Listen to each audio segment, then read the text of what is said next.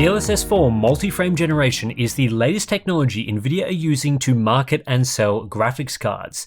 Exclusive to the new GeForce 50 series, including the RTX 5090 we just reviewed, multi-frame generation is an evolution of frame generation technology that we've explored previously. Instead of generating one frame for every rendered frame, multi-frame generation allows you to generate up to 3 frames. So essentially, it's just more frame gen. Now, the new multi-frame generation feature is just part of Nvidia's DLSS 4 technology suite, but it's the focus of this video because it's the only component that is exclusive to the 50 series. DLSS 4 also includes updates to single frame generation, super resolution upscaling, and ray reconstruction, featuring upgraded models for better performance and image quality. But those are not exclusive. You can use those parts of DLSS 4 just fine on previous generation RTX hardware. So you don't need a GeForce 50 series card to use most components of DLSS 4, just multi-frame generation, and ultimately it's this component that Nvidia wants you to think is worth upgrading for. We'll be covering the updates to DLSS 4 upscaling, ray reconstruction, and probably single frame generation separately in future videos. I want to focus here on the new multi-frame gen feature to see how much value it's bringing to the 50 series and where it makes sense to use. We're going to explore image quality, latency, and FPS output in this video, all of the usual good stuff. The problem with testing multi-frame generation in particular is that it's designed with high frame rate gaming in mind. At a base render rate of 60 FPS, multi-frame generation in its top mode will produce 240 FPS, well above what we can show in a 60 FPS video on YouTube, and that's without even getting into whether a base render rate of 60 FPS is enough. On top of this, capturing 240 FPS for visual analysis is not easy. There are no capture cards I'm aware of that can capture 4K or 1440p at 240 FPS, only providing that option at 1080p, which probably isn't a realistic use of the tech. Locally capturing 240 FPS is also very difficult. We tried a number of different solutions, but ultimately at 1440p or 4K, it's impossible to locally capture 240 FPS in a stable manner where every frame is captured accurately. I even tried putting in a second GPU to offload the encoding work. It's just not possible.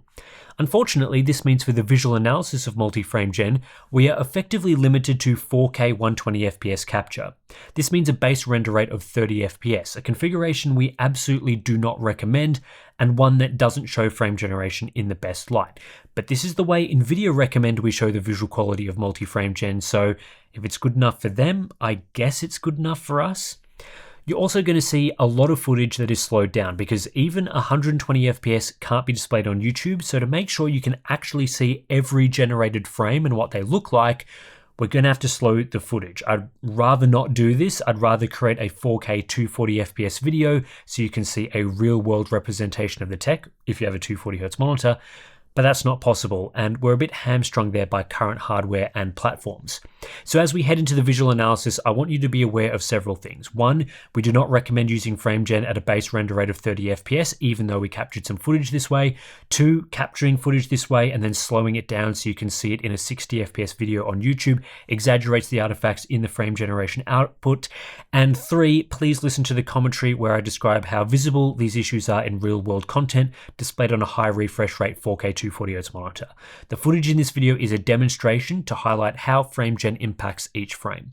Today's sponsor spot is brought to you by ASUS and their entire range of AMD X870 motherboards featuring robust VRM configurations designed to tackle AMD's latest Ryzen 9000 series of processors with ease, whether it be the affordable Prime X870-P Wi-Fi or class-leading ROG Crosshair X870E Hero. The Hero also takes advantage of ASUS's cutting-edge Nitro Path DRAM technology, which provides the best DDR5 memory performance of any X870 motherboard we've tested, and we've tested just about all of them. There's also a number of features on offer that make the DIY process a breeze, such as M.2 Q release, M.2 Q slide, M.2 Q latch, PCIe slot, Q release slim, Q antenna, and QLED. There's loads more features, so many in fact that I couldn't cover them even if this was a 10-minute ad read, so for more information, please check the links in the video description.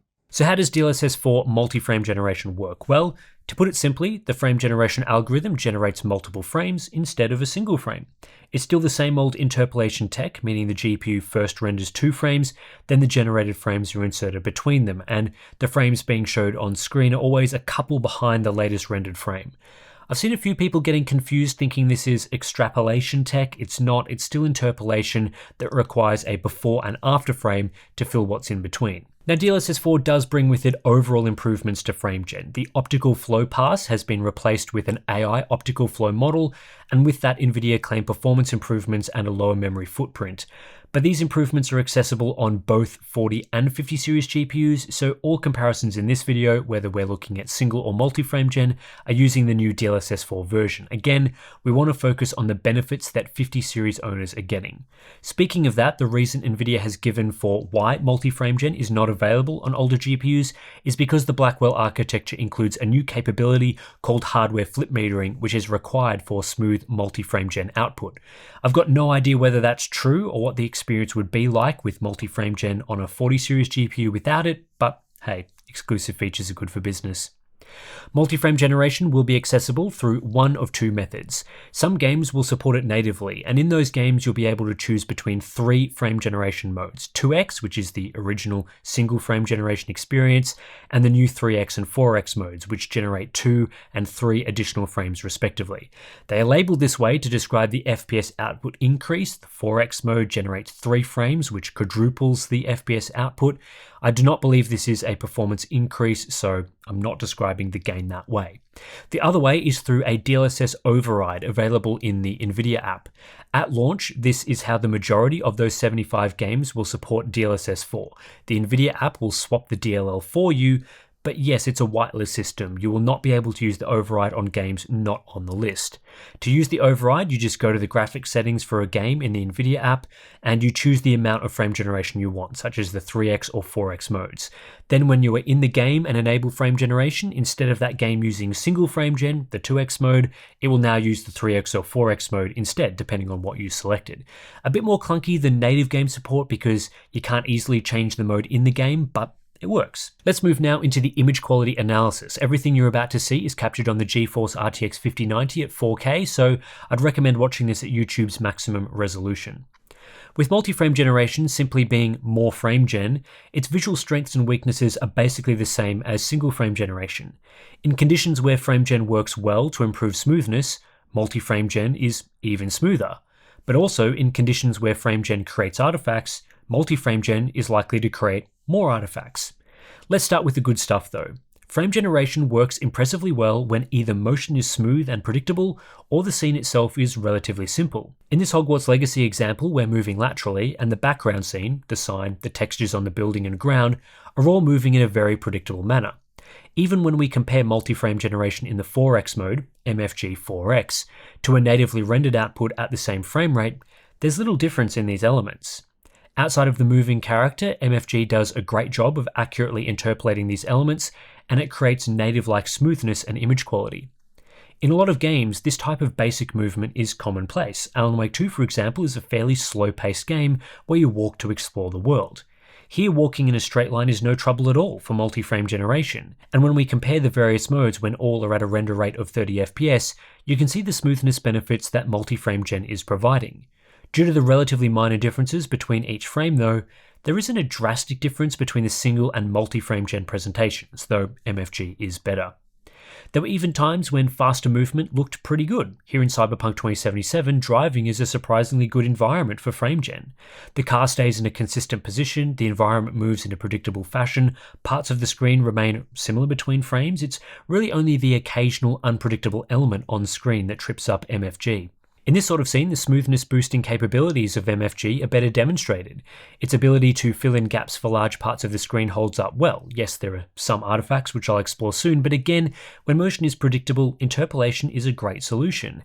And because these sections of generated frames are generally very similar to the rendered frames, they do genuinely improve motion clarity on high refresh rate monitors, unlike other smoothing technologies such as motion blur, which does the complete opposite and just blurs the image on that nice high refresh rate monitor you bought. As 4x MFG is just more frame generation, it provides more of a smoothness boost than 2x FG. Simple stuff really. Camera movements while stationary is also a great example of MFG. Here in Star Wars Outlaws, there is little difference between the MFG 4x image and the native image when both are outputting 120 FPS. The extremely predictable and consistent camera movement is a goldmine for this type of interpolation tech, as we saw from simple in-game movements. The problem with the things frame generation does well is that in many of these situations you don't actually need frame gen. Relatively slow movement with only small differences between each frame doesn't benefit much from being smoothed with additional frames. There isn't enough motion to make a difference. Same with when you're already playing at a high frame rate, reducing the difference between each frame. High frame rates are already relatively smooth and enjoyable. Where frame generation is needed to provide a smoother experience is when there are large differences between each frame, making the presentation a bit choppy. Provided the large differences are consistent and simple, frame gen will work well to smooth out the presentation. If the differences are inconsistent and complex, well, this is when we get artifacts. As multi-frame generation is just more frame gen, whenever there are artifacts in a single frame generated image, there will typically be more artifacts in the multi-frame generated image. This is because with single frame gen, you are seeing potentially artifact-ridden generated frames 50% of the time, but with MFG 3x, you are seeing a generated frame 66% of the time, and with MFG 4x, you are seeing them 75% of the time. The simple fact is the more time you spend looking at a generated frame, the more likely you are to see artifacts. At high enough frame rates, these artifacts were sometimes pretty well hidden with single frame gen because the image would rapidly flick between artifact-free rendered frames and artifact-in-generated frames. With multi-frame gen and the shrinking of the time each rendered frame is displayed, I tended to find artifacts more noticeable playing with MFG on either 3x or 4x modes, and that's despite the higher output frame rate. You've probably already spotted some of the artifacts in the previous examples. Character motion in third-person games is one of the more obvious examples, where there will be garbling and blur as your player's character's arms and legs move. When cars pass by in Cyberpunk 2077, this is also prone to artifacts, as are elements that pass directly under or near the car or character. In more favourable conditions, so not 30 to 120 FPS frame gen, some of these artifacts are less noticeable and just blend into the gameplay. At other times, a car or NPC may catch your eye in motion, you look at it, and it's just not being rendered correctly. This contributes to a scratchy, sizzly, unstable presentation that is becoming unfortunately common in modern games. If you see that in games with frame generation enabled, it may not be the developer's fault, but the fault of generated frames. There are many pain points for single and multi-frame generation when scenes are complex, when motion is not as predictable, or when you're just zooming around the scene. Multi-frame gen was especially bad trying to correctly display this glowing light in Cyberpunk 2077, for example. Here, all four configurations are outputting the same frame rate, and this, among other examples I'll show, categorically disproves the notion that visually, an output frame rate with frame gen is equivalent visually to an output frame rate without frame gen. Even when comparing 2x to 4x frame gen, the 4x version obviously looks worse at the same output, so even without discussing latency, it's highly misleading to suggest gamers would be getting the same experience from two GPUs, one using 2x frame gen and the other using 4x frame gen. This is why those RTX 5070 comparisons to the RTX 4090 are pure garbage. In Alan Wake 2, all types of frame gen, but especially multi-frame gen, failed to render the torch-illuminated area correctly. This was one of the most noticeable artifacts I came across and affects a lot of the game, given there are many dark scenes throughout the story. Even though we're looking at 30 to 120 FPS frame generation here, this was very noticeable even at much higher frame rates. While the native image is obviously much choppier and less smooth, a lot of the benefit to frame gen is lost because the generated frames add blur instead of clarity. This makes the game smoother but more artifact-ridden, more unpleasant to look at, and less clear. Foliage, especially moving foliage, is quite bad with multi-frame gen enabled if you look closely. Anything with complex fine detail is just completely blurred in motion. Take this scene in Star Wars Outlaws as an example. The tree in motion looks very blurry with MFG enabled, only resolving the full detail on every third or fourth frame, depending on the mode you're using. While the native presentation is much less smooth, every single frame is properly resolved, creating less flicker and blur. At a high enough native frame rate, so not the choppy low frame rate seen here, this can give a clear advantage to native rendering, even if the smoothness is improved with frame generation. Of course, it's a balancing act in the end between the level of artifacts and the smoothness advantages as to whether it's worth using the tech.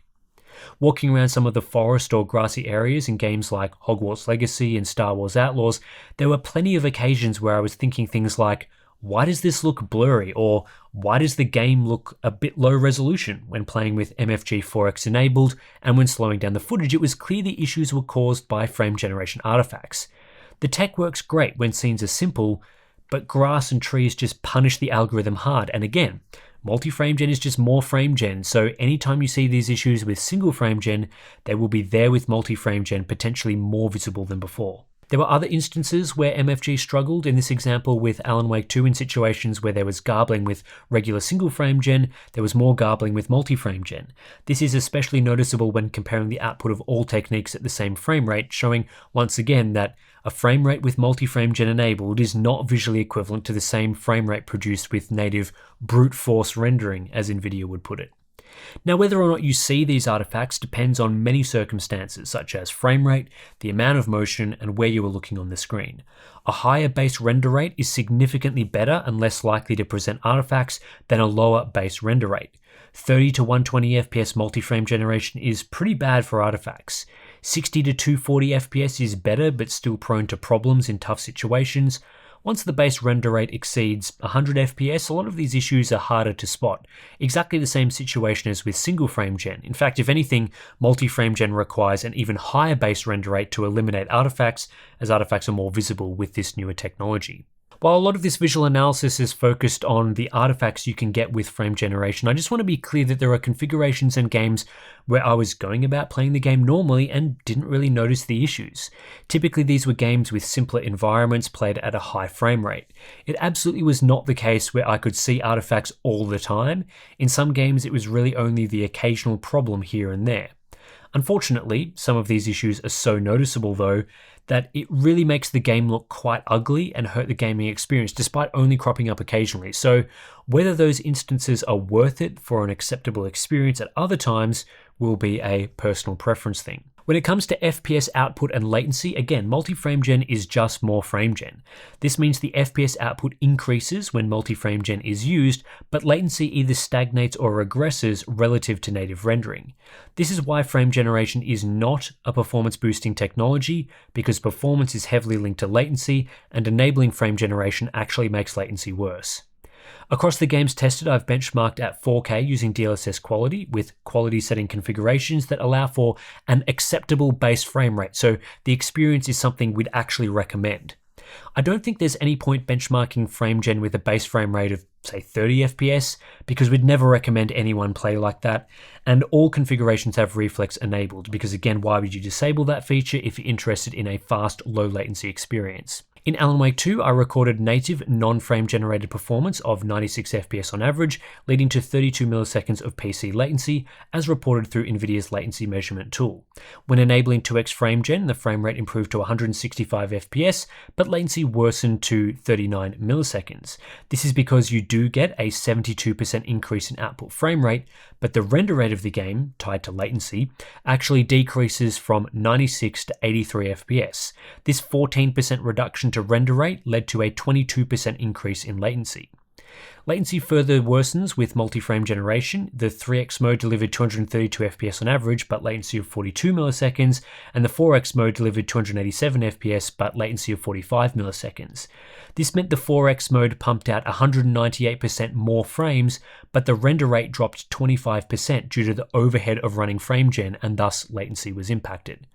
Also seen in this chart is the frame rate of all configurations outputting 120 FPS.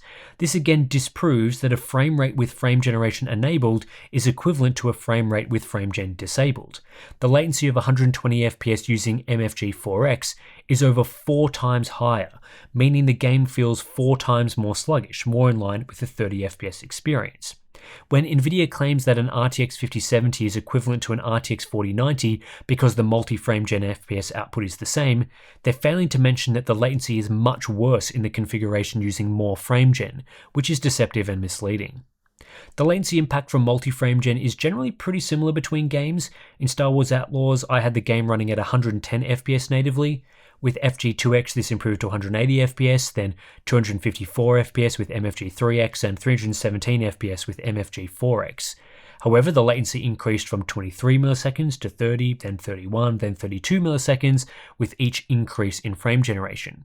When looking at render rate, running MFG4X caused a 30 FPS loss, which is why the game's latency went up. So ultimately, you go from 110 FPS experience in terms of feel to a 79 FPS experience. Still pretty good for a single player game, which is why we recommend a starting frame rate above 100 FPS, but it's a reduction nonetheless. The overhead associated with FrameGen in Cyberpunk 2077 was less severe. At a base frame rate of 78 FPS, enabling FrameGen saw an output of 139, 197, and 250 FPS from each of the modes respectively, up to a 221% increase. However, latency also increased from 34 to 44 milliseconds in order to run the frame generation algorithm, dropping the render rate as low as 62 FPS. Lastly, I tested Hogwarts Legacy, where again we're seeing the same thing. In this game, the MFG4X mode delivered a frame rate output 3 times higher than native rendering, but latency also worsened from 19 to 27 milliseconds. When looking at the fixed output experience, latency went from 30 milliseconds to a shocking 136 milliseconds, which makes the game feel absolutely awful when used at this sort of 30 FPS base render rate. Now, NVIDIA claims that there isn't much of a latency penalty from generating additional frames, so the feel of games shouldn't change much between single frame and multi-frame generation. This is true in the sense that in some games, the majority of the latency increase occurs when going from native rendering to single frame generation. In Star Wars Outlaws, for example, there was a 6 millisecond penalty to enabling FrameGen, but it cost just an additional 2.5 milliseconds to enable 4x multi-frame gen. In Cyberpunk, it was a 6 millisecond penalty to enable FrameGen, then another 4 milliseconds to enable 4x multi-frame gen. In other games like Hogwarts Legacy, the scaling was more linear between each step, so it is a sort of game-by-game thing. But the reality is that even on an RTX 5090, there is overhead associated with generating more frames. Creating those extra frames is not free. The render rate decreases as you enable more frame gen, and latency is higher than with single frame generation. This is something you'll have to factor into the base frame rate you are hitting before enabling frame gen. Essentially, this makes frame generation a much more expensive but much more effective version of motion blur, another effect that tends to cost FPS when you turn it on, and which has been used in the past to achieve a smooth presentation like FrameGen is providing now. Obviously a lot worse because motion blur just blurs everything. Overall, the simplest way to describe DLSS for multi-frame generation, and the way we've been describing it throughout this video, is that it's more frame generation. It creates a higher output frame rate and gives you more smoothness than single frame generation, but it's also prone to producing more artifacts, and there's a slightly higher latency cost. All of the strengths of single frame generation are amplified, and all of the weaknesses are also amplified. Does this make multi-frame generation better than single frame generation? I mean, sometimes. It really depends on whether you're on the good side of FrameGen or the bad side. In the best conditions, multi-frame generation is smoother, clearer, and makes better use of your high refresh rate monitor. In the worst conditions, the flaws make it even less usable and more problematic than single frame generation. This can be on a game-by-game or even scene-by-scene basis, but at best I'd describe it as an inconsistent improvement. The problem with multi-frame generation is that it doesn't lower the bar to FrameGen or change its requirements. The technology still works best at a relatively high base render frame rate, so that the differences between frames are small to minimize artifacts, and so that the latency of the game is still relatively good. It's not a situation where now you'd consider using FrameGen at a base 30 FPS, where previously you'd only have considered it at 60 FPS. The quality of the experience is still heavily linked to the actual render rate of the game, even if the output frame rate is now higher. Ultimately, my recommendations for where it makes sense to use frame generation are unchanged. For the best experience, I would recommend a starting frame rate of 100 to 120 FPS for a smooth, clear, artifact-free, low latency gaming experience. Enabling multi-frame generation will typically lower your render rate to around 85 to 100 FPS, but spit out 250 to 350 FPS. That's a really good experience because artifacts are not very noticeable at these sorts of frame rates, and the latency experience we typically associate with 85 to 100 FPS single-player gaming is pretty good. If you're less latency sensitive and don't care too much about the responsiveness of a high refresh rate, then the minimum I'd recommend for multi-frame generation is a starting frame rate of 70 to 80 FPS. Enabling MFG will lower your render rate to around 60 FPS and pump out 180 to 240 FPS, maxing out your very high refresh rate monitor while still delivering the responsiveness of 60 FPS gaming, which for many PC gamers is the minimum acceptable level. Anything below this and the feel of the frame generated output becomes quite bad, very rubbery and slow and unpleasant, plus artifacts become significantly more noticeable. If your base frame rate is in the 30 to 40 FPS range, it's quite a bad experience, especially if you compare it directly to a non-frame generated high FPS output. It's completely night and day, that sort of scenario. But over the last few years of playing games with frame generation enabled, and I've tried to play as many as possible to really get a feel for the technology, these requirements, they also heavily depend on the game, the style of game, and the input method. I tend to find frame generation requires a higher render rate when it's a first-person game, when it's a faster-paced game, or when I'm using a mouse and keyboard. That's usually when I'd want a minimum of 120 FPS before enabling frame gen. If the game is third-person, a bit slower-paced, or when the best way to play is with a controller, the latency becomes less noticeable, and I'm fine with, say, 80 FPS before enabling frame gen. None of that has changed based on my experience with multi-frame gen so far. You'll need to experiment with each game to find the sweet spot. Where things get complicated is that with these requirements in mind, multi-frame generation is typically not nearly as much of an improvement as single-frame generation to the gaming experience. Take my minimum recommendations. With single-frame gen enabled, you go from about 75 FPS to about 120 FPS, a noticeable improvement to smoothness, especially on a high-performance OLED monitor. But with multi-frame gen, the added benefit is going from 120 FPS with single frame gen to either 180 or 240 FPS. That's a good gain, but not nearly as significant as the gain provided through previously available single frame generation that doesn't require a 50 series GPU. It can be a bit of a diminishing return situation at those higher frame rates, though there are benefits to smoothness and motion clarity if the generated frames are of suitable quality, which they can be at those sorts of frame rates. This also makes multi-frame generation essentially useless if you don't have a very high refresh rate monitor. I'm talking 240Hz minimum, but ideally 360Hz or even 480Hz if you want to take full advantage of the 4x mode. Generating more frames than what your display can actually show is pointless and could even lead to high quality rendered frames not being fully shown, which is bad. And with multi-frame gen, the output is usually quite high in terms of FPS. Therefore, a very high refresh rate display is a requirement, which the majority of gamers don't own right now. Take a typical 1440p 165Hz monitor, for example, the bang for buck category these days. With single frame gen, you could take that 75Hz experience up to 120Hz. But using 3x multi-frame gen would exceed your monitor's refresh rate with a 180 FPS output, and if you cap the frame rate to 165 FPS to prevent tearing, you'd end up lowering the render rate to just 55 FPS, giving you a sub 60 FPS latency experience. And that's the 3x mode, so you can forget about the 4x mode providing any sort of benefit. This further adds to the list of criteria for a good frame generation experience and further restricts where it makes sense to use the technology.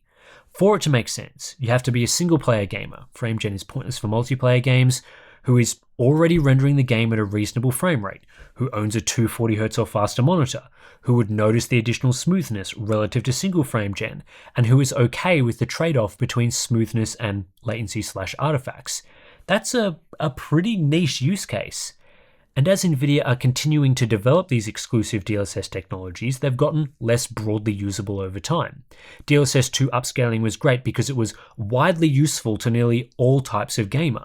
DLSS 3 frame generation started to restrict the pool to single-player gamers already achieving a certain level of performance, and now with DLSS 4, you have to consider your monitor's refresh rate and your sensitivity to smoothness gains on top of all that other stuff. If you're part of the group where DLSS 4 multi-frame generation makes sense and you like frame gen in general, it's going to be a great technology for you. I had a good time using it on a 4K 240Hz OLED monitor with an RTX 5090, but that's a $1,000 monitor and a $2,000 graphics card. How useful is it going to be for someone with a mid-range setup? I'd guess not very useful at all because you're probably not meeting the requirements. And of course, if you don't like frame gen to begin with, this is more frame gen, so you're not going to change your mind. You probably won't like it. Ultimately, I don't think DLSS 4 multi-frame generation adds much value to the GeForce 50 series, and for most people I don't think it's worth upgrading for, certainly not unless the new GPU was providing something else, like better performance per dollar. It's going to be good for some people, maybe even great for some people, but that group is too small and niche for it to bring value to the average gamer with an average setup, at least in my opinion.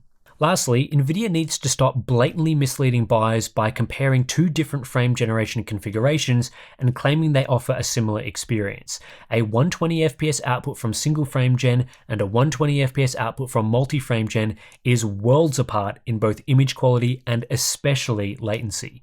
Claiming that because the output frame rate is the same, the two configurations offer the same performance is a joke when it omits relevant key information. Claiming things like that also taints frame generation, which can be a beneficial technology in terms of improving smoothness and image clarity. Making up bullshit about what frame gen can do to fool some people and force more GPU sales, instead of talking about the actual genuine benefits of frame gen, is very frustrating. So ideally, I would like Nvidia to just be honest about this technology. Just tell it like it is. Tell us exactly what this technology is good for, and don't make up some ridiculous claims omitting a whole bunch of information to try and sell some GPUs. So anyway, that's it for this long video about DLSS 4 multi-frame generation. As far as the DLSS 4 suite of technologies is concerned, at least based on what I've seen so far, the frame generation stuff is actually the least interesting to talk about from DLSS 4. Multi-frame gen, as I've said, it's kind of a bit of a okay, cool sort of thing. Not really something that excited me too much. Frame generation, again, sort of a niche feature that works great in some scenarios, doesn't work great in other scenarios, but DLSS 4 improves things like upscaling quality and ray reconstruction quality, so hopefully those two areas, when we dive into them in a bit more detail, are going to show much more significant improvements that are really going to make DLSS 4 an overall good technology. But as things stand right now, multi-frame generation, when I was making this video, I wasn't exactly excited about making this video. I was like, it is what it is.